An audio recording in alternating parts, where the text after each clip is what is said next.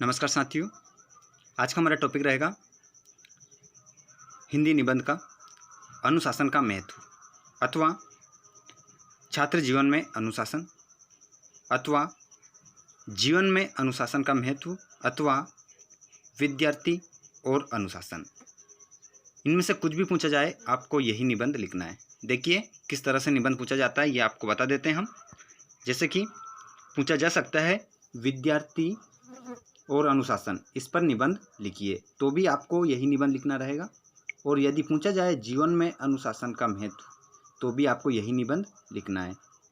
या फिर पूछा जाए कि अनुशासन का महत्व बताइए, तो भी आपको यही निबंध लिखना है। या पूछा जाए छात्र जीवन में अनुशासन, तो भी आपको यही निबंध लिखना है। ओके, इस बात को आपको ध्यान रखना है। देखिए यहाँ से आपके 4 निबंध कंप्लीट होते हैं, इस तरह से पूछे जाते हैं, तो आपको कोई समस्या नहीं आना चाहिए, इसको आप कंप्लीट कर लेना।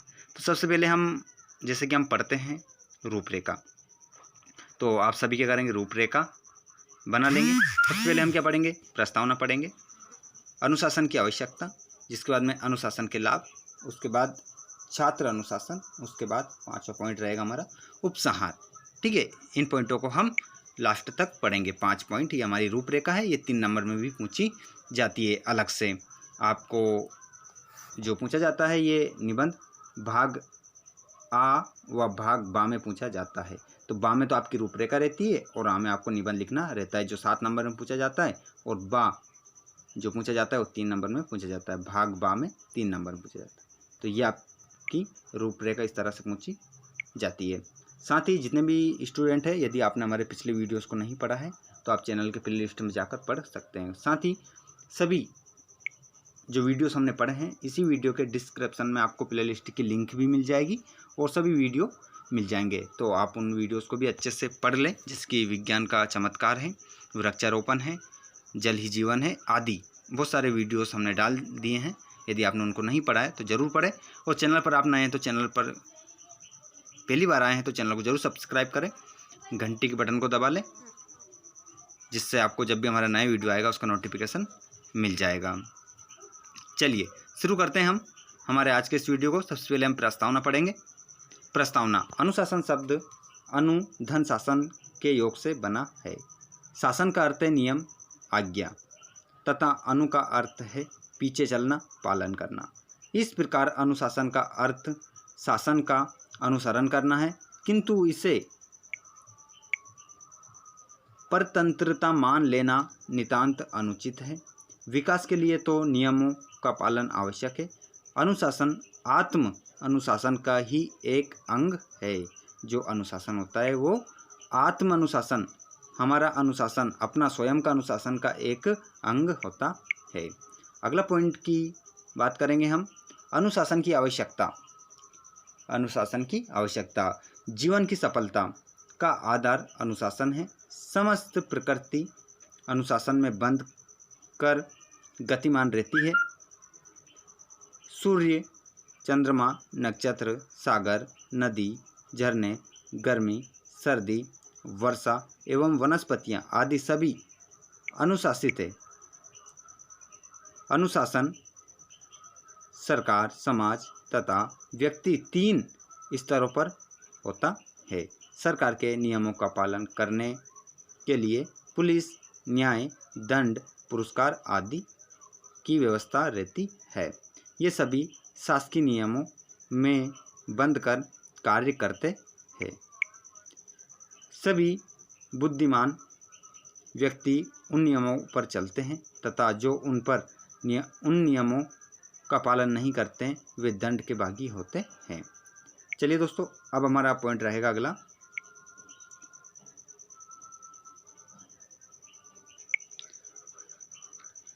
साथ ही दोस्तों आपको हम लास्ट में कुछ महत्वपूर्ण बातें बताने वाले हैं, तो आप वीडियो को पूरा अवश्य देखें, जिससे आपको कुछ और फ़ायदा मिलेगा अच्छे मार्क्स में। चलिए तो हम जल्दी से इसको पूरा कर लेते हैं। अनुशासन के लाभ, अब हमारा पॉइंट रहेगा अनुशासन के लाभ। अनुशासन के असीमित लाभ है। प्रत्येक स्तर की व्यवस्था के लिए अनुशासन आवश्यक है। राणा प्रताप, शिवाजी, सुभाष चंद्र बोस, महात्मा गांधी आदि ने इसी के बल पर सफलता प्राप्त की। इसके बिना बहुत हानि होती है।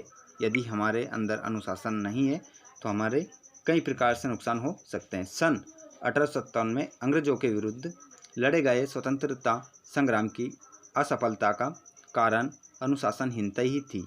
राष्ट्रपिता महात्मा गांधी ने शांतिपूर्वक विशाल अंग्रेजी साम्राज्यवाद की नींव हिला दी थी। महात्मा गांधी जी ने शांति से विशाल अंग्रेजी साम्राज्यवाद की क्या ला दी थी? नींव हिला दी थी। उसका एकमात्र कारण अनुशासन की भावना थी। महात्मा गांधी की आवाज़ पर संपूर्ण देश सत्याग्रह के लिए चल देता था।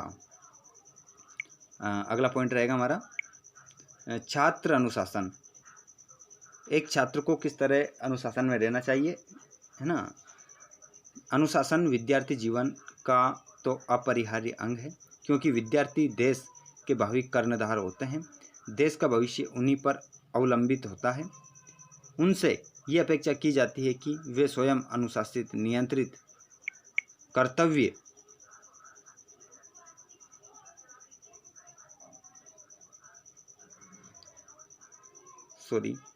देश का भविष्य उन्हीं पर अवलंबित होता है। उनसे यह अपेक्षा की जाती है कि वे स्वयं अनुशासित, नियंत्रित तथा कर्तव्य परायण होकर देश की जनता का मार्गदर्शन करे, उसे अंधकार के गर्त से निकालकर प्रकाश की ओर ले जाए।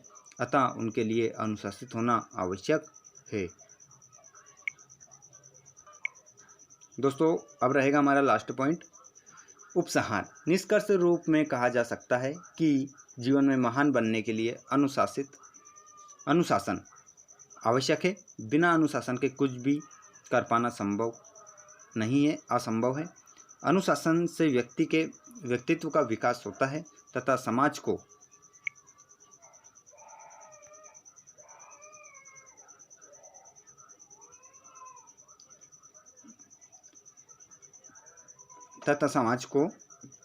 दोस्तों, सबसे पहले मैं आपको एक बात बता देता हूँ कि जो हम निबंध कर रहे हैं वो 8 क्लास से लेकर 12 तक सभी क्लास के लिए बहुत ही महत्वपूर्ण है। क्योंकि जब हमने वीडियोस को डाले थे तो कुछ कमेंट आए थे कि ये 10th से लेकर 12 तक ही है। ऐसा नहीं है। जो बोर्ड एग्ज़ाम होती है उनके लिए नहीं है। ये जो हम निबंध आपको करवा रहे हैं वो 8 क्लास से लेकर 12 तक है। सभी क्लासों में निबंध पूछे जाते हैं, तो सभी विद्यार्थियों के लिए बहुत ही महत्वपूर्ण है, 8 से लेकर 12 तक। ओके, चलिए, ये हमारा कुछ छूट रहा था।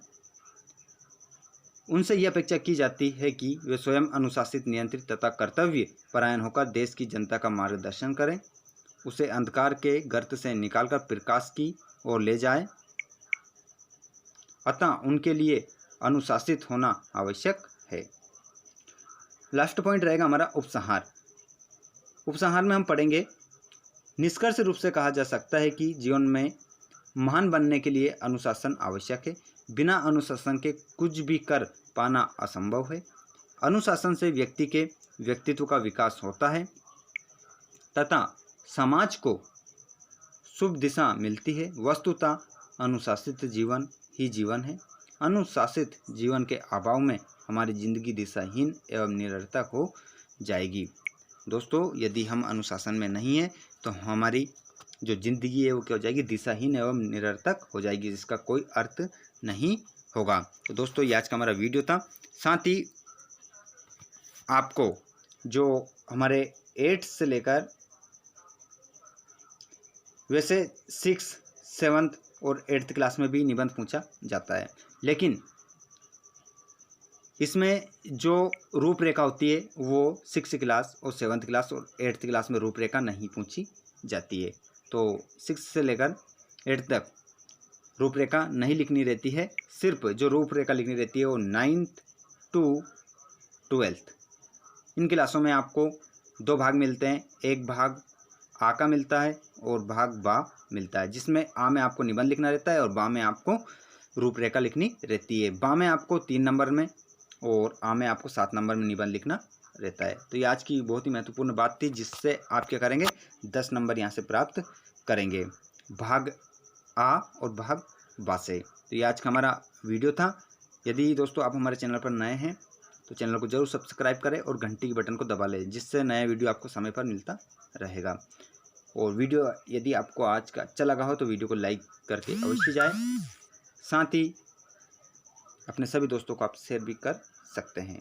और एक और महत्वपूर्ण बात मैं आपको बता देता हूँ, जितने भी विद्यार्थी हमारे चैनल से अभी जुड़े हैं, यदि आपने हमारे पुराने वीडियोस को नहीं पढ़ा है तो उसकी लिंक हम इसी वीडियो के डिस्क्रिप्शन में दे रहे हैं, उसमें जाकर आप उन वीडियोस को भी पढ़ सकते हैं।